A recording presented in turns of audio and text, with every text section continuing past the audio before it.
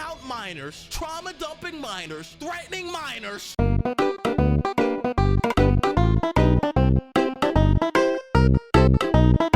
Now, I like Nintendo. In this modern days, that would get me labeled as a bootlicker, but whatever. But the one thing that I just do not understand is the Nintendo Switch charging grip. Now, the one for the Switch 2 is slightly better, though $40 for 2 extra buttons is kind of absurd. But the Switch 1 version, that makes no sense. First of all, it's essentially just a portable charger for your Joy-Cons that in itself needs to be charged, so like, why not just use a normal portable charger?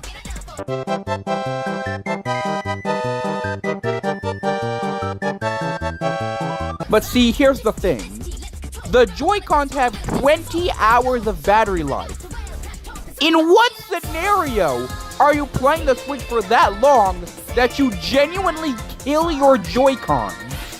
Perhaps these would be more useful if you had multiple pairs of Joy-Cons, but like, you're not gonna have multiple pairs of Joy-Cons. You know, I might be stupid. So by the time you're seeing this, Mario Galaxy 1 and 2 have been released on the Switch. And putting the controversy aside, I actually did plan on buying it because I didn't play Mario Galaxy 1 or 2 when it was on the Wii. Or when Nintendo did that first re-release of Mario Galaxy 1. Why did they think that was a good idea? However, here's the thing. I understood that it was releasing on October 2nd. It's just that I thought October 2nd was on a Tuesday. And I discovered that literally the day before Tuesday. You know, the day I thought it was supposed to release. So yeah, I might be an idiot. But hey, at least I'll be a happy one. So KSI's Thick of It is almost a year old. And now that all the hate for KSI and the song has died down, I think we could all unanimously agree, yeah, this song wasn't actually that bad. Yes, there will be people who genuinely dislike it, and people may not like the whole theme of the song, but at the end of the day, it wasn't the absolute dumpster fire people were making it out to be. And really the only reason why people were hating on this song was just because it was made by KSI, and that was back when him and DanTDM were kinda beefing. If this song released any other time, it wouldn't have been that big of a deal and probably would have been forgotten about in a month.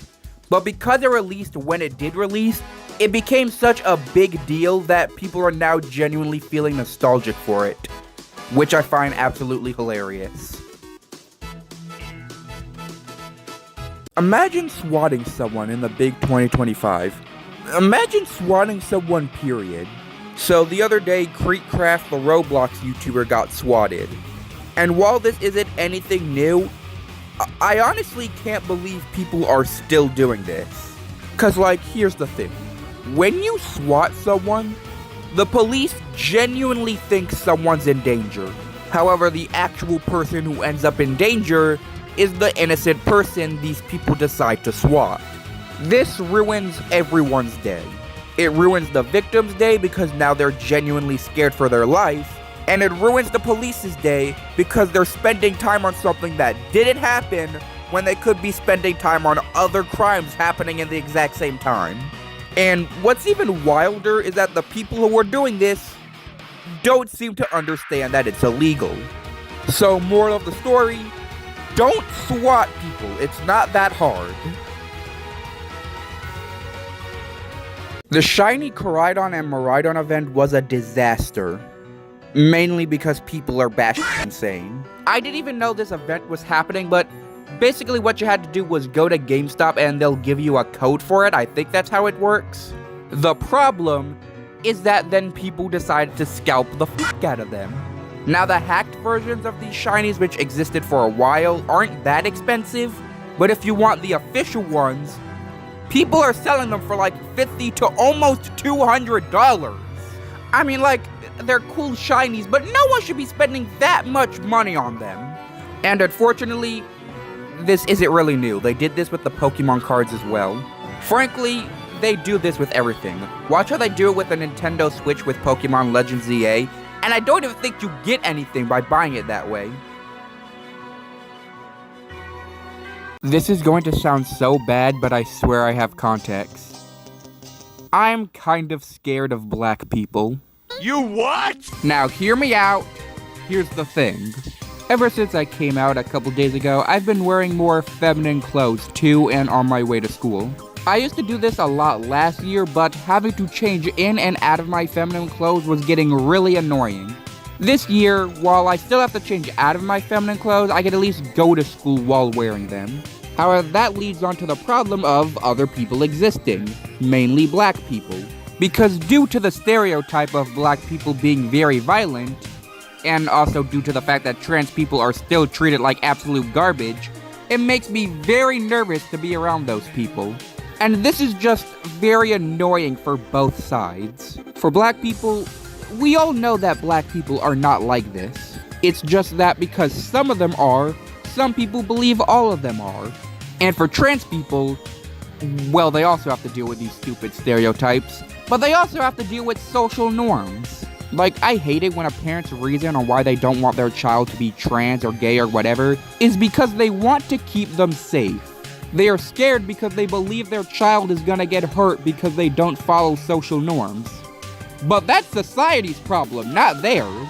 Anyway, I kinda went on a bit of a tangent there, but long story short, I'm scared of the stereotype of black people being violent and not actual black people themselves. Why is Google's AI so broken? I already made a video about it, how it was basically lying about the David situation. But well, here's another thing about it that's kind of annoying. I was making a video and then decided to put it through the AI, and it couldn't talk about it because apparently it talked about hate speech. However, here's the thing. That was the full edited version of it. If I put in the unedited version of it, it talks about it just fine. Nothing changed about what I said in that version of the video, it's just that I didn't add my character yet. I did like how it called me a she though, that was quite affirming. But other than that, how is it so easily fooled? I find it annoying when people start to complain about things they probably would have never complained about. For example, Nathaniel Bandy. Ain't you Nathaniel B? He talked about in the Mario Galaxy remakes how you no longer have to save at the end of each level because that option got replaced with an autosave.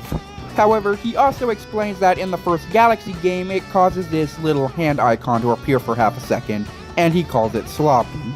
Now, I know people are allowed to have their own opinion, but here's the thing. If it did stay for like half a second, yeah, that's a valid criticism. But you want to know how long this icon stays on screen for? 1 frame. A singular frame. Unless you are literally shaking your Joy-Cons like a madman and paying attention to the exact spot you think the cursor is gonna spawn on, you will probably never see this. Plus, the game runs at 60 frames, and while I'm not usually a frame guy, it just means you're even less likely to actually see it. Now, I know some people will probably say, well, Nintendo's a big company and this is just lazy, but if this seriously bothers you that much, then frankly it says more about you than it says about them. Most of my viewers have probably lived through a time where furry hate was extremely common, damn near acceptable. But nowadays, it feels like furry hate is damn near extinct. And that is good news. Like, I understand why people would find it weird to see people wearing animal costumes, but at the end of the day, they're not bothering you. In fact, ironically, furries are some of the nicest people to ever exist. And while I'm sure there are bad furries, it doesn't feel like people are using the fact to demonize the whole community anymore. Imagine that. Fortnite just added a predator to their game. I'm not joking. So Fortnitemares recently released and yeah, it looks like Fortnite. However, this is the grabber from the movie Black Phone. And while it isn't explicitly shown, it is heavily implied that this guy is a child predator. You know, along with being a child murderer. And considering that Fortnite is a kid's game, yeah. And you know what's funny? They recently got into a bit of a controversy with the Peacemaker emo because it was a Nazi dance. So they removed it for a bit, literally changed it so it wasn't a Nazi dance, yet they add a child predator. Because that makes sense. Now, I'm sure they didn't know that this guy was a predator, but like, they should really do a background check before adding these people to the game. So when PvZ3 first came out, we all pretty much unanimously agreed that it was a disaster. However, it might finally be getting good. 5 years later. Because not only now does it mostly resemble an actual PvZ game, can't imagine why that would help, but it also has fusions. Can't imagine where they got that idea from. Now, it's not perfect. Along with this, we got a f***ing battle pass, are you kidding me? But compared to what came before it, it's hard to deny that this isn't a substantial upgrade. And with the PvZ remake coming out, which looks decent, Plants vs. Zombies might actually start getting good again. And it only took 5 years. Artificial intelligence is so done with this world that it's straight up trying to kill itself. Let me explain. So Google's AI Gemini, which I have had quite a lot of problems with, has reportedly gotten depressed and calling itself a failure and straight up deleting itself. Now in hindsight, this is kinda funny, but you also gotta keep in mind that some people, actual real human beings, genuinely feel like this. And while of course some people will say it doesn't matter because, well, it's an AI, it's not human, you also gotta keep in mind that AI is basically the culmination of every single human thought ever thought about. And while you don't have to feel bad for it, me personally, I don't, because at the end of the day, AI is basically just a tool, I still kind of feel bad about the real human beings who genuinely feel like that. I didn't know it was possible, but the no electronics policy just got even worse. From now on, you will not be able to bring your own personal computers to school, and you will be forced to use the school computers. Do these people not understand how f***ing awful that is? Because for the school computers, you need to first sign into your DOE account, then sign into your school account to actually access any of your work, and you're gonna have to do that for every class. Now, of course, they're doing this because they can't do anything to your own personal computers, but they can add as many restrictions to the school computers as they want. They can see whatever website you're going on, they can restrict as many websites as they want. They will even turn off the dinosaur game. How evil do you have to be to turn off the dinosaur game? And like, here's the thing. I actually kind of like going to school. I never thought of it as a prison like some people do. But now it really seems like they're trying to turn it into one. And frankly, you can probably do more stuff there.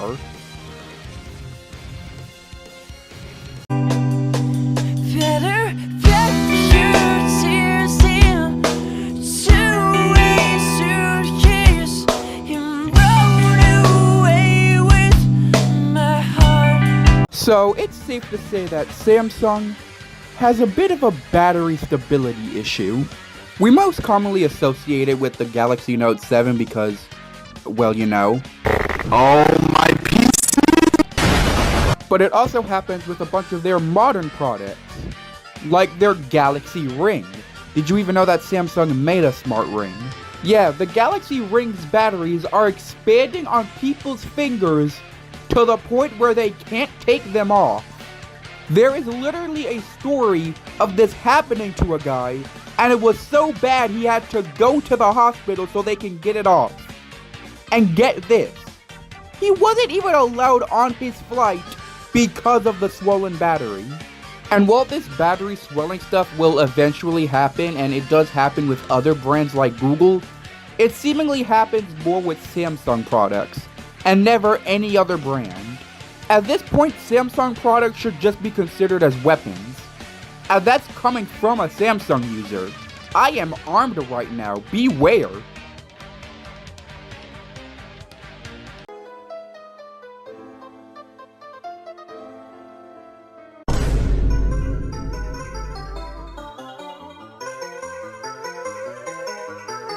I literally just made a video about how Samsung is known for battery explosions, but Google might be the one giving us the new Note 7.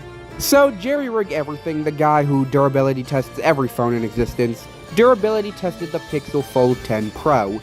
And not only did it fail, but it failed so catastrophically that it actually exploded.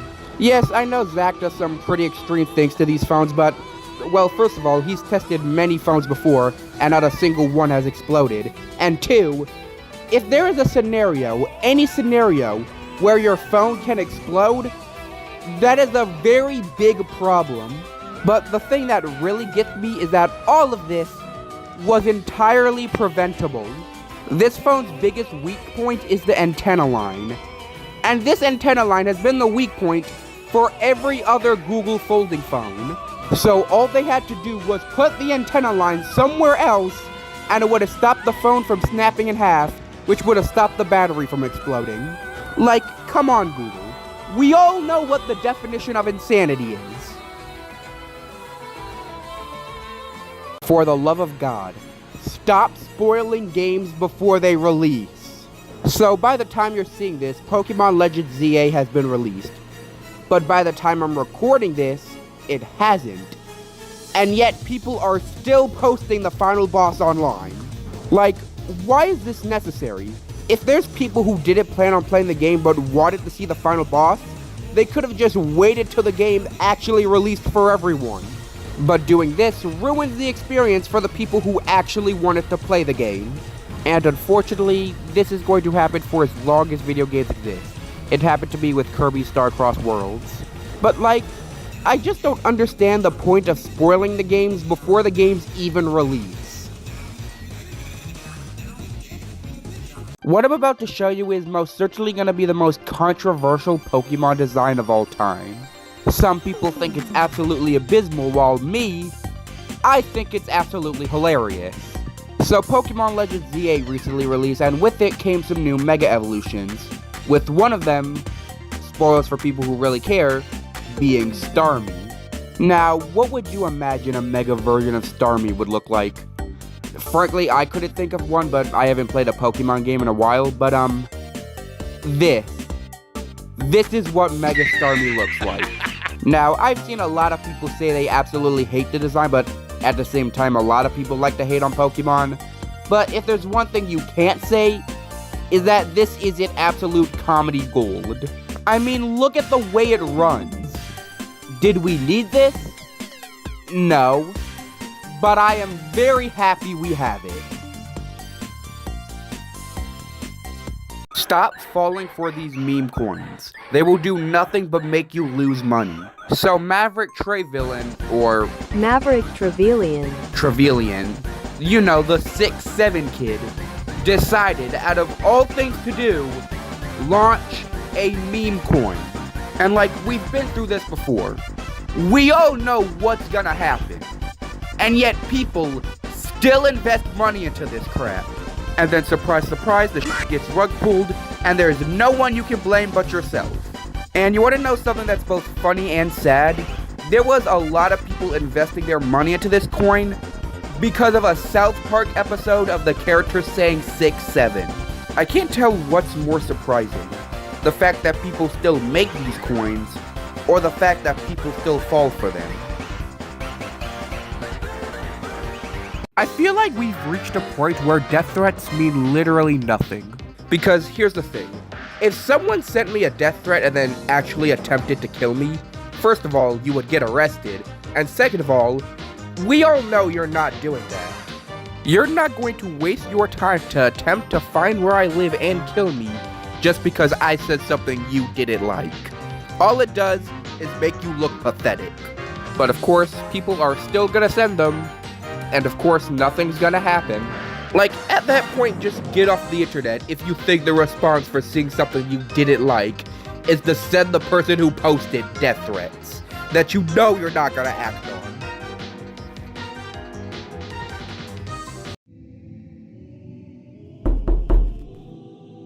That made you flinch, didn't it? Something about that sound effect, it always gets you, even in situations where it really shouldn't. Like, it's probably one of the most common sound effects used in internet horror, so you'd think we get used to it at this point. But every time, without fail, it always frightens us. I remember when I was watching some analog horror, and they used this sound effect, and I genuinely thought someone was knocking on a door next to me.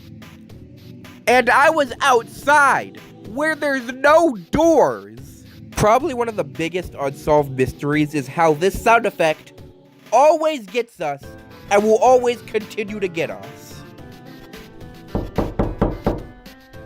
YouTube needs to get their shit together because I don't know what's happening to this app. And I'm not talking about the UI because I actually quite like the new UI. I'm talking about the random lag spikes that make whatever video you're watching practically unwatchable. Now, I'm pretty sure this issue is exclusive to the mobile app version of YouTube. I don't think it's on computer. But at the same time, my computer is so bad that that's just how videos run naturally. And this is not the phone's fault because the phone I'm using right now is a Galaxy S24 Ultra, which is a really fast phone. And plus, YouTube is not a hard thing to run. And it turns out, this is a pretty old issue. So YouTube, instead of making UI changes that nobody asked for, maybe fix this instead. So Pikmin 4 is getting an update, and yeah, Nintendo just really loves to add onto their list of random things they decide to do.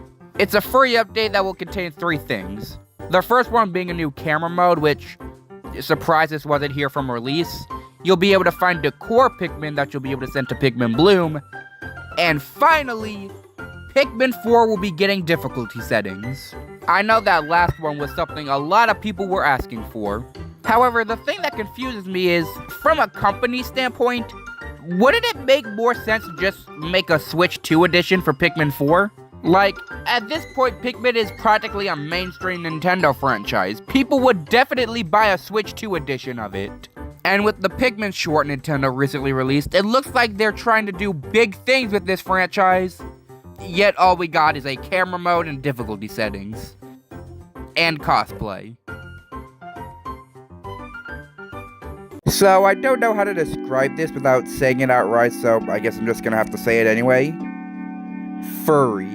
Based on everything I know, I think it's safe to say that I would probably classify as a furry. And the only reason why I'm even talking about this is by the time you're seeing this, it will be the day of Fright Fest, which, if you don't know, it's basically just a Halloween event where all the 12th graders go to Six Flags.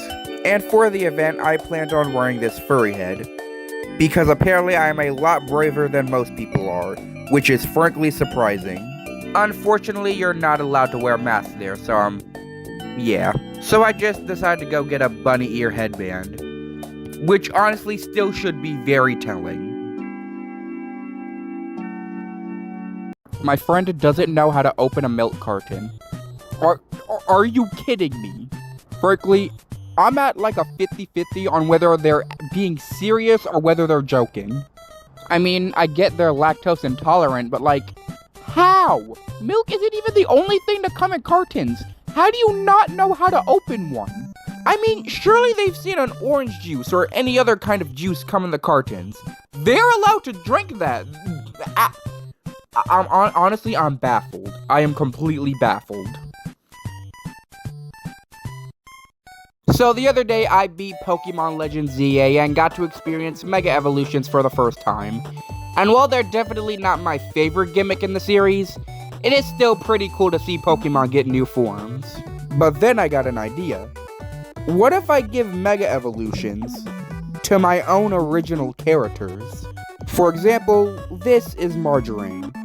Funny enough, I think this is the first time I've actually told y'all his name. This is a sketch of what he looks like normally, and this is a sketch of what he would look like Mega Evolved. As you can see, most of his features have been amplified, with the biggest one being his ears, which are now much longer and help carry up his body. I know there's probably a way for me to make the ears look a little bit more like ears, but I mean, hey, it's better than whatever the hell this monstrosity was. However, he's not the only one. There are also 2 other characters that you have never seen before, who I also decided to draw Mega Evolved. This is BB. and this is how she looks like normally, and this is how I drew her Mega Evolved. Apart from the diamond in the Mega Evolved version, the black zigzag lines aren't some kind of headpiece or crown, but actually her natural hair.